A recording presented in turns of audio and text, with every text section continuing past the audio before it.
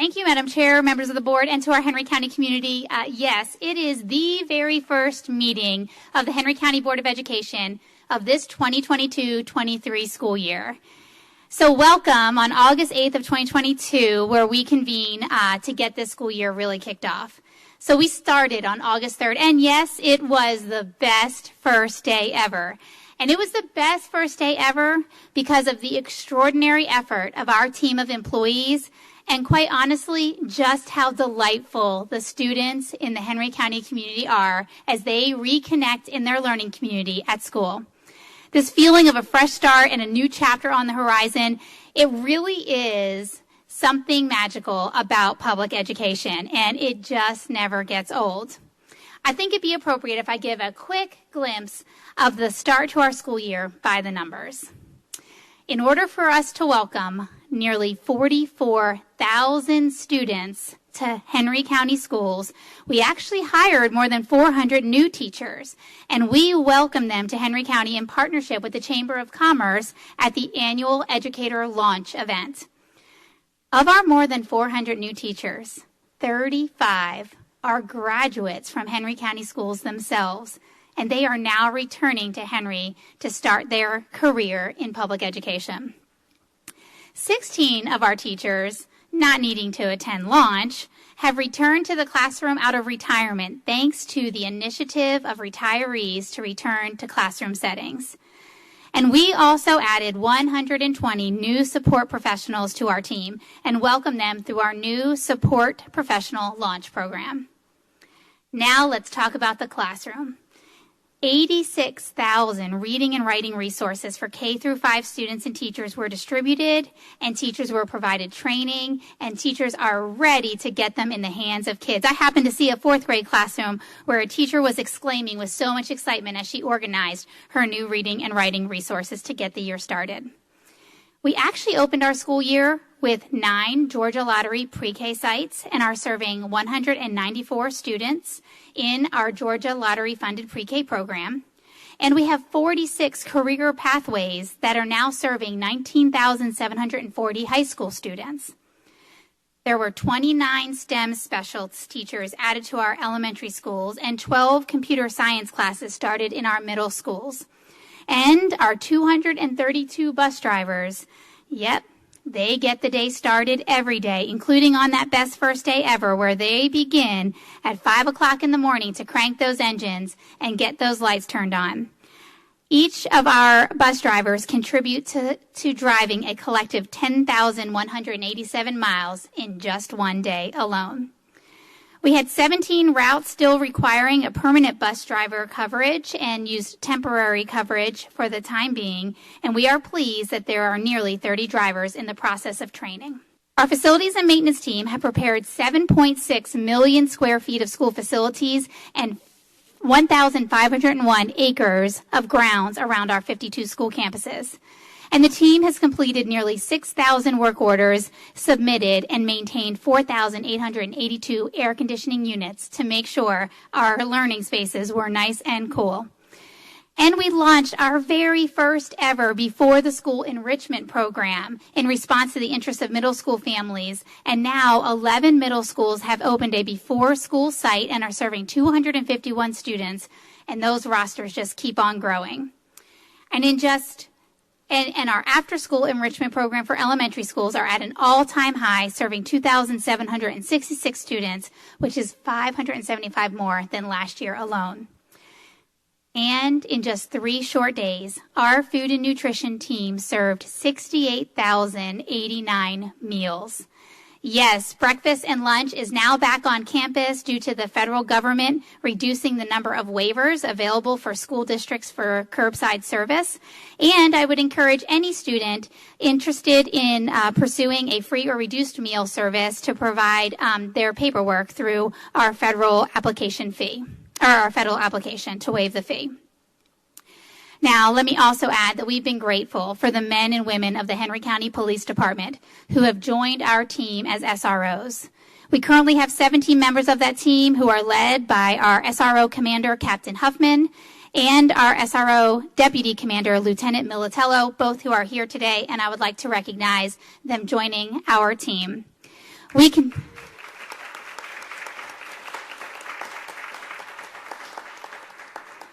are proud of this partnership, and we are very focused right now on monitoring the effective application of our safety commitments at each of our schools. And finally, our Welcome Center. There once was a day we didn't have a Welcome Center, but this year, leading up to the Best First Day Ever, we served more than 2,000 families, and families were served for registration and enrollment needs, language translation services, immunizations and healthcare needs, and connections to so many community services for food insecurity, access to clothing resources, and so much more. I really think it's probably appropriate that we take a quick look at all of the excitement of the Best First Day Ever.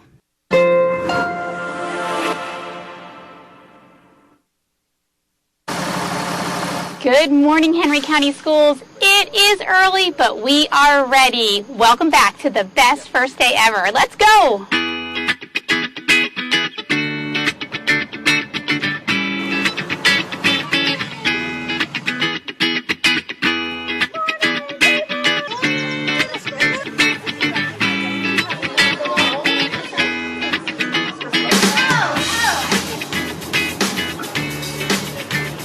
The feeling of day one can't compare to any other day. It is the best feeling ever.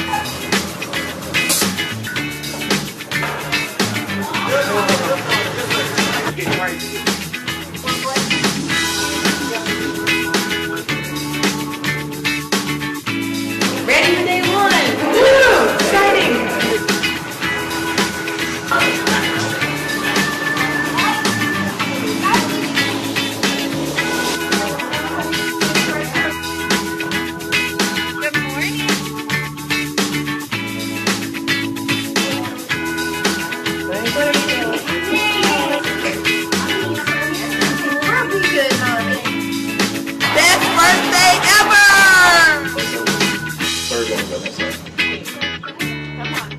Is it going okay?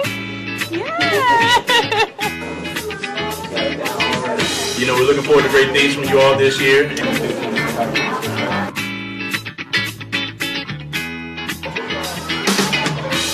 Welcome back to school, boys and girls.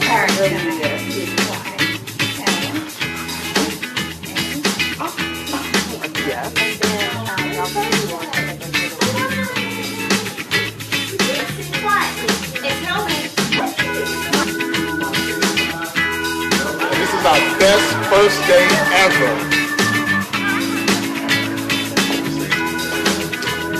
Best first day ever. Best first day ever.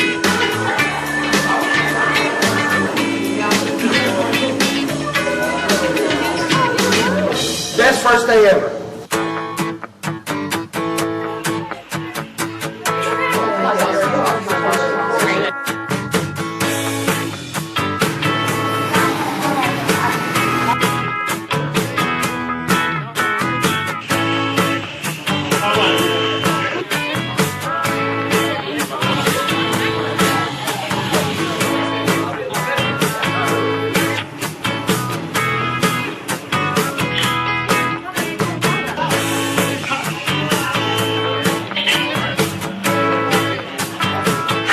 His first day at school. Oh, it was great. Was it the best first day ever? Yeah. Yes. Today is the best first day ever. I had the best first day ever.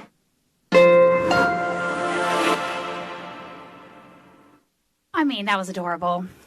As with the start of every school year, though, we acknowledge that there were operational gaps and there were oversights and there were imperfections as we get so many systems activated simultaneously.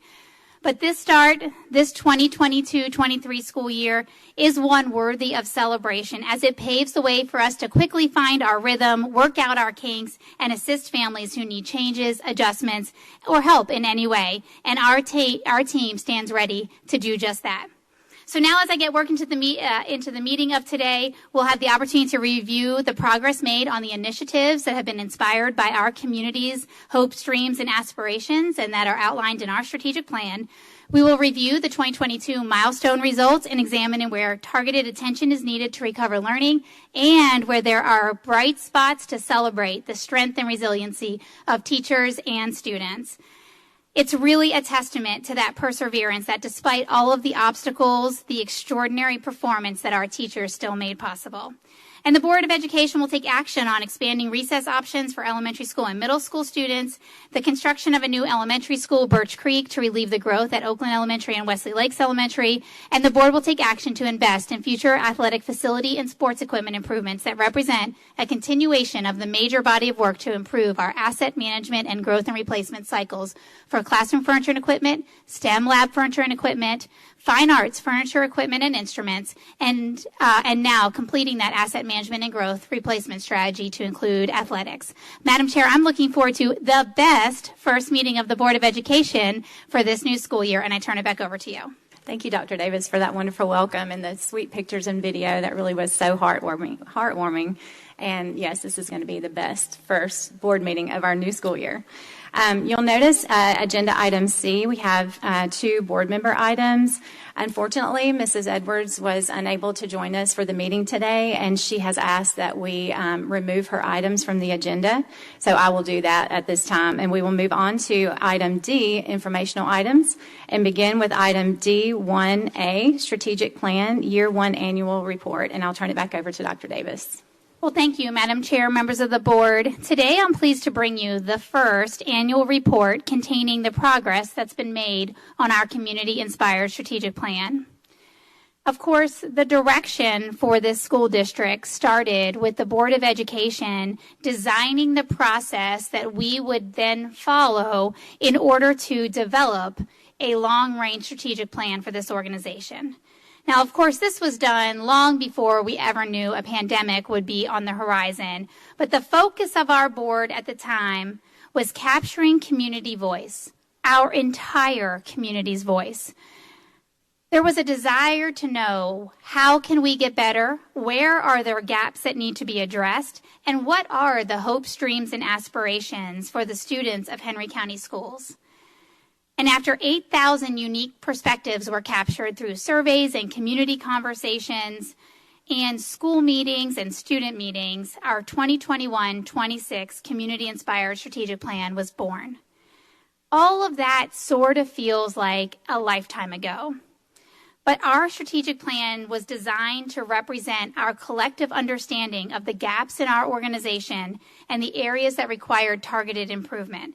And it sets out with clarity the steps we need to take to achieve these improvements. So I'm actually going to be turning through the pages of the annual report, all of which the board has available to them to leaf through while I discuss.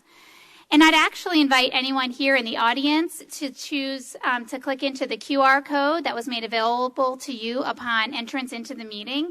And if you're online, the annual report has been made available on our district website under our strategic plan. As I flip through this annual report, I recognize that this is my report to our Board of Education on the charge they have given for the focused work to be accomplished. Our community-inspired strategic plan was actually built on 3 elements. And the first element is not widely represented in the report, but I don't want to skip over that. It is our foundation and our key understandings as an organization. And that foundation was developed in advance of launching a strategic plan. Because launching a strategic plan on a fractured foundation means that the direction has too much risk for falling through those broken cracks. It's found in our policies, and it includes an aligned system for teaching and learning, a commitment to continuous improvement and accountability for student learning, and it is a balance in the independence of local schools with strong, reliable organizational systems that promote a strong infrastructure. But let's jump to the second element, and that is our student priority outcomes. And that part of the report begins on page 14. If you turn to page 14 with me, you will know that our community was unwavering in its conviction about Henry County Schools being a high-performing district and being known as a high-performing district. But there was also a desire to identify metrics that meant more to our community members and revealed itself as priorities as we measure our metrics of success. So the strategic plan compiles these metrics that our community reflected, and I'm going to walk through some of those right now. There are 26 metrics, and they are organized into three significant buckets. On page 14, you see priority student outcome number 1, and that's literacy proficiency for every student group at every grade. And that we're going to measure this in 3 ways: reading growth from grade to grade, reading and writing on or above grade level, and access to diverse content, literature, and world language programs. If you flip over to page 19, you can see a summary of the effort pointed at improving the second priority outcome, and that is readiness to learn at every level. We heard from our community a desire for kindergarten readiness, and for that to continue into readiness for advanced coursework in elementary, middle, and high. And finally, it includes metrics around our students demonstrating personal health and wellness. If you turn to page 23, this is where we begin to outline the third priority student outcome, which is focused on college, career, and life-ready skills.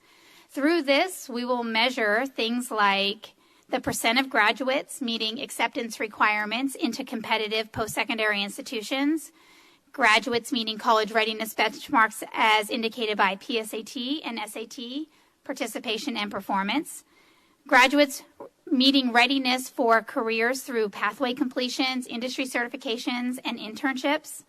And finally, very clearly resounding with our community was a desire for students to demonstrate financial literacy skills, employability skills, and for our students served in special education program areas, specific success on transition skills. As you leaf through the pages of 14 through 29, you get a full sense of this collective focus for improvement. But stating priority outcomes and organizing some work around those priority outcomes is really only just the beginning. This is when our board had to get back to work and grapple with the reality that clear goals are necessary to guide our improvement efforts. As you can see on the screen, our Board of Education has convened on multiple times to tackle this very important task. By establishing a local collection of metrics to guide the accountability for our district, it moves us beyond outcomes-based accountability and to a culture of opportunity and access-based accountability, being willing to hold ourselves accountable for creating opportunities for students and pathways into those opportunities while nurturing highly effective outcomes. This is a far richer approach to organizational focus and higher expectations for us as an organization. And what has been accomplished this past year is still in its very preliminary state, but it is the work of setting goals around our priority outcomes. Our board has set 9 of the 26 metrics goals, and subsequent from those goals, which you can see on the screen, you can see a baseline is represented from 3 years worth of data, and then the green focus area is the board's established organizational goal.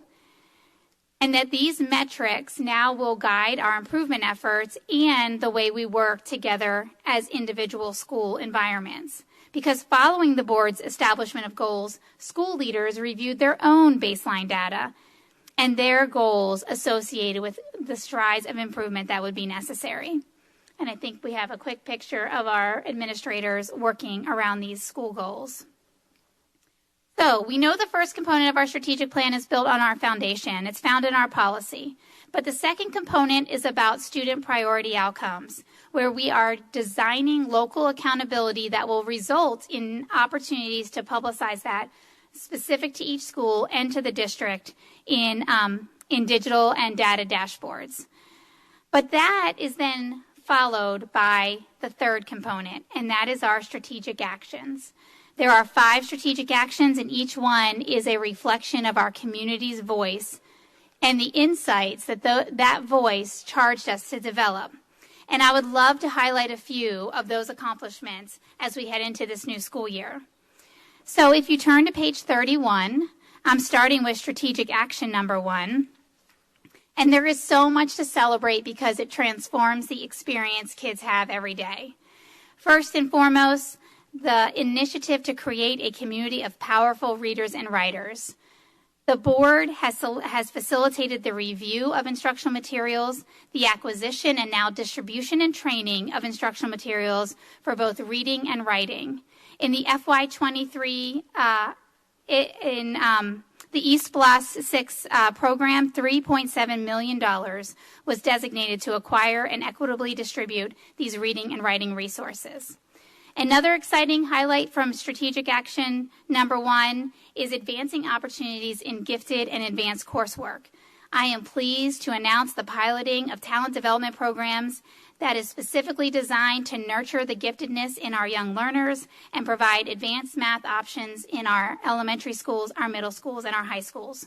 Our middle schools now have 4 high school course options for kids, including Visual Arts, Algebra 1, Spanish 1, and Physical Science for high school credit. And this is also about expanding our portfolio of opportunities in high school.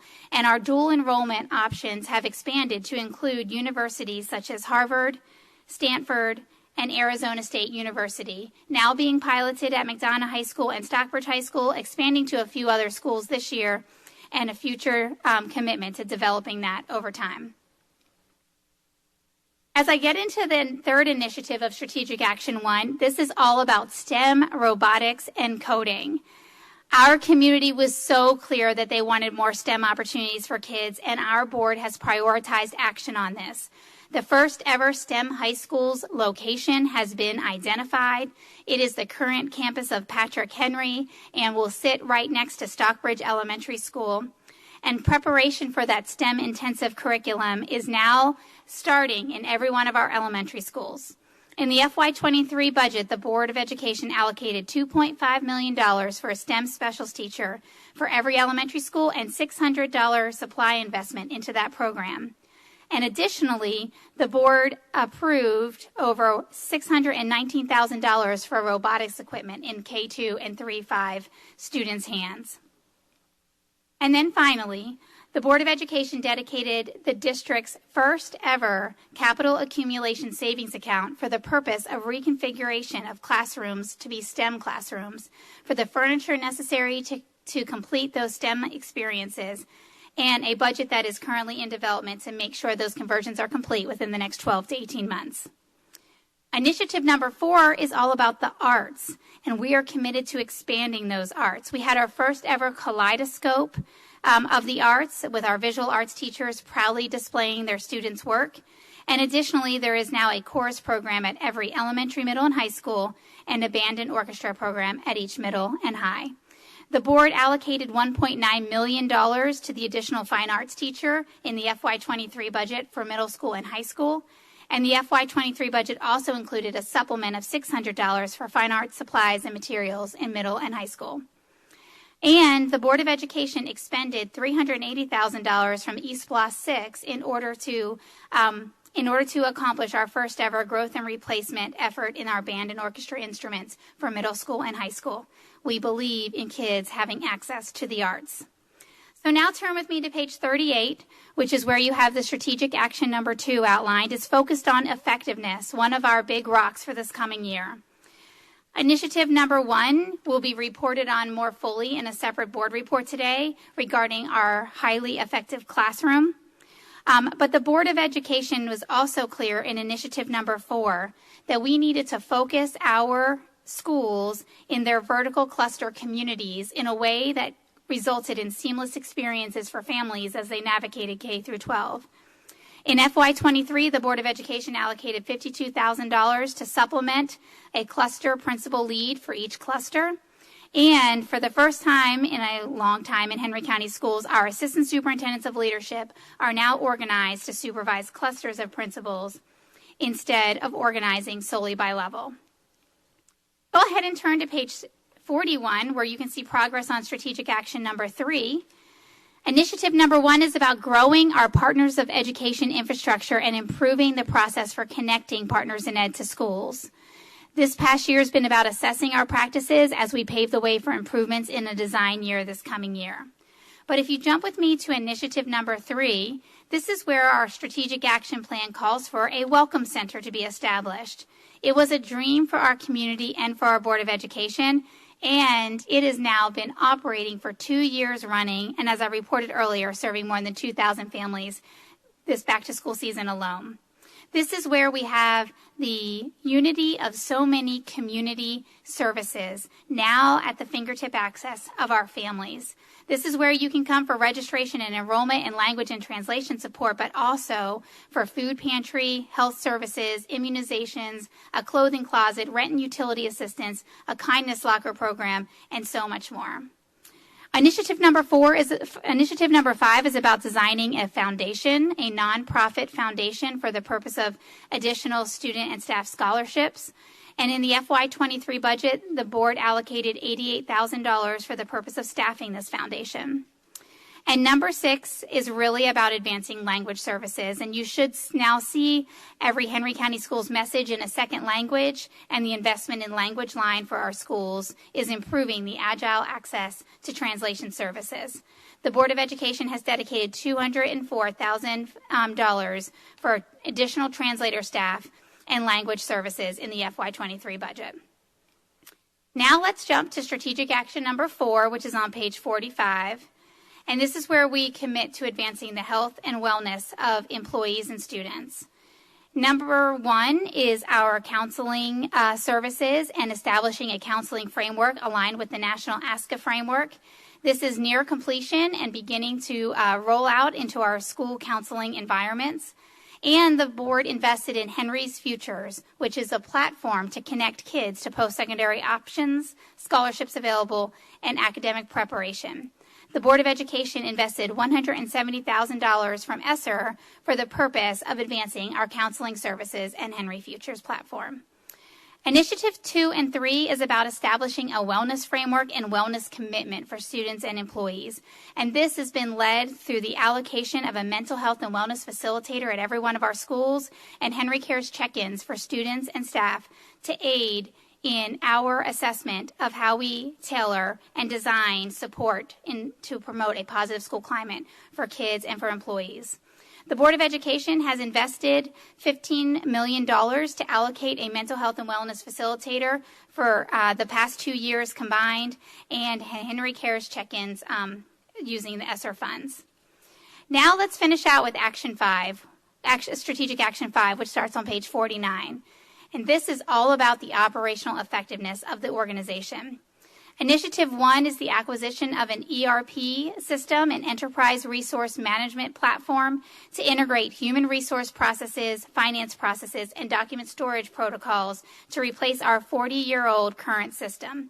It will integrate the digital solutions into one and allow us for automation and digitization of many currently manual processes. The team leading this work has had a robust workflow cadence on this very ambitious pursuit to get this to be a priority outcome of this coming year.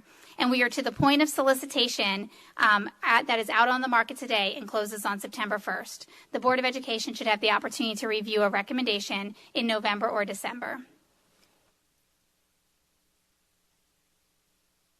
Additionally, the Board of Education has established its capital accumulation savings account for this future expenditure, matching each of these items with a strategic funding strategy as well. At the bottom of page 49, you can see referenced a basic equipment list and growth replacement plan for every asset in Henry County Schools. This is a significant body work that was designed to take 5 years that we have significantly accelerated at the request of our board's coordination and cohesion around this important work. This work addresses the gap that you see or feel in the quality, condition, or the availability of furniture in classrooms and common spaces, the equipment for learning in classrooms and common spaces, as well as what's in our STEM labs, our science classrooms, our fine arts classrooms, and throughout our athletic fields and our athletic team equipment. We are lifting this massive change from a local school having exclusive responsibility for managing the replacement of old or worn furniture and equipment to a centralized asset management strategy complete with a basic equipment list for every space, facility standards, and a life cycle strategy complete with this basic equipment list for every purchase that is made. This massive body of work starts with establishing an elementary school facility manual that is near completion, with a middle school and high school manual about to follow. We will pilot 3 elementary school furniture and equipment exchanges this coming school year and prepare to do 1 middle school and 1 high school in the year that follows. We have completed the first installment of the band and orchestra instruments in middle and high school using eSPLOS dollars. And we will have completed the elementary school STEM lab spaces in the next 18 months. But finally, we will finish by addressing middle school athletic facility standards and pilot facility improvements in middle schools and a phase for high schools in the coming year. We will also complete a basic equipment list for at least 1 or more sports and pilot the growth and replacement for a team sport over the coming year. This work actually represents a significant maturing of our organization and our organizational systems. And it's a very deliberate approach to asset inventory, asset management, and asset accountability. And that will all have to accompany this work as it becomes realized in our organization. In order to actually do this, a funding strategy is required. And the board has already established that first capital accumulation fund savings account. And today we'll consider a recommendation to establish a third capital accumulation fund specific for the athletic improvements. The capital accumulation savings strategy is really the bridge from the time period of eSPLOS 6 into eSPLOS 7 as this becomes a part of our culture to have asset management and asset life cycles managed by a centralized approach. So as I wrap up this strategic action, I must address initiative number 4. This is also on page 50 and calls for a comprehensive compensation and classification study, which this Board of Education delivered on in just 1 year of the strategic plan. With a $21 million investment in the most historic salary improvements in the FY23 budget, resulting in at least an 8% increase in teacher salaries, 12% increase in para salaries, and every job family receiving targeted improvements. All employees have received compensation notifications regarding their improved salary, and a compensation profile will be distributed in the coming months. Coming out of 2 years of disruption, distraction, grief, loss, and heaviness, Henry County Schools actually emerges with clarity, focus, and ambition in how we are getting better for kids and how we accomplish our community's priorities. There are not too many districts who are emerging from the pandemic with quite as much in forward motion. And that is a testament to our Board of Education, who never lost sight that we held the hopes, the dreams, and the aspirations of our community delicately in our hands and never far from our hearts.